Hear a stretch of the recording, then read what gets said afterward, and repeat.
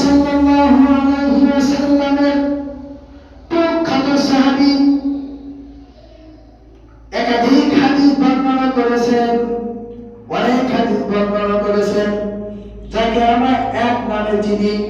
তিনি হলেন আবু হুরায়রা রাদিয়াল্লাহু তাআলা আনহু। আবু হুরায়রা রাদিয়াল্লাহু তাআলা আনহু বলেন, ইন্নাল্লাহা লা ইয়ানজুরু, রাসূলুল্লাহ সাল্লাল্লাহু আলাইহি ওয়াসাল্লাম বলেছেন, ইন্নাল্লাহা লা ইয়ানজুরু ইলা আজসামিকুম ওয়ালা ইলা সুওয়ারিকুম, নিশ্চয় আল্লাহ রাব্বুল আলামিন তোমাদের চেহারার দিকে তাকাবেন না এবং তোমাদের শরীরের দিকে তাকাবেন না। কার চেহারা সুন্দর, কার চেহারা কালো, কে চিকন, কে মোটা, কার বংশ ভালো, কার বংশ ভালো নয়, কে বাচ্চা, কে খাটো, কে লম্বা, এই দিকে তাকাবেন না। ওয়ালাকিন ইয়ানজুরু ইলা কুলুবিকুম ওয়া আমালিকুম, কিন্তু তিনি তোমাদের অন্তর দিকে তাকাবেন আর তোমাদের আমলের দিকে তাকাবেন। কতটুকু আমল করেছো, তুমি সাদা হও, মোটা হও, কালো হও, ধনী হও, গরিব হও, তোমার আমলটা কি? যে আমলটা করেছো কোন অন্তরে করেছো, কোন নিয়তে করেছো, অন্তরটা কি?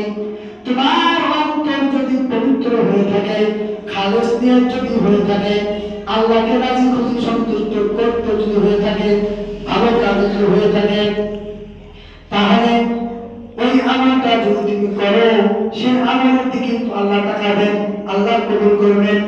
আর যদি তুমি মানুষকে দেখানোর জন্য, দানবীর বলার জন্য, বীর বাড়ি পাওয়ার জন্য, লোককে দেখানোর জন্য যদি তুমি এই আমলগুলো করো, কাজগুলো করো, তাহলে কিন্তু আল্লাহ কবুল করবে না।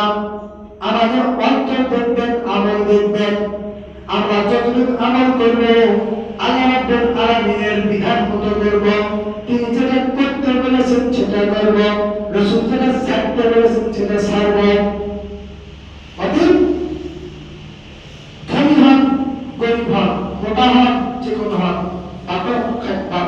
খাটো হন, লম্বা হন, মোটা হন, সাদা হন, ফর্সা হন, আপনার বংশ ভালো হোক, আপনার বংশ খারাপ হোক, যে যে স্থানে যে পদে থাকে ওই সমস্ত দিকে তাকা লাভ নাই।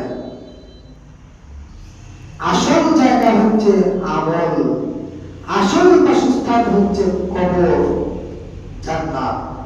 কবরে যদি মুক্তি পাই, পরবর্তী আমাদের মুক্তি হবে, সহজ হবে। কবর আসল জায়গা। এই কবর যদি আমাদের কঠিন হয়, বাকি সমস্ত জায়গা আমার জন্য কঠিন হবে। অতএব পরিশেষে একটাই কথা, সেটা হচ্ছে আমাদের আমল করতে হবে। আমল স্বল্প হোক, খালেস নিয়তে করতে হবে। রাসূলুল্লাহ সাল্লাল্লাহু আলাইহি ওয়াসাল্লামের পদ্ধতি অনুসরণে আল্লাহর এর বিধান মতো করতে হবে, এর বাইরে করা যাবে না। আমল করুন, কম হোক, তবে সুন্দর তরিকায় করুন। আল্লাহ আমাদের সকলকে আমল করার তৌফিক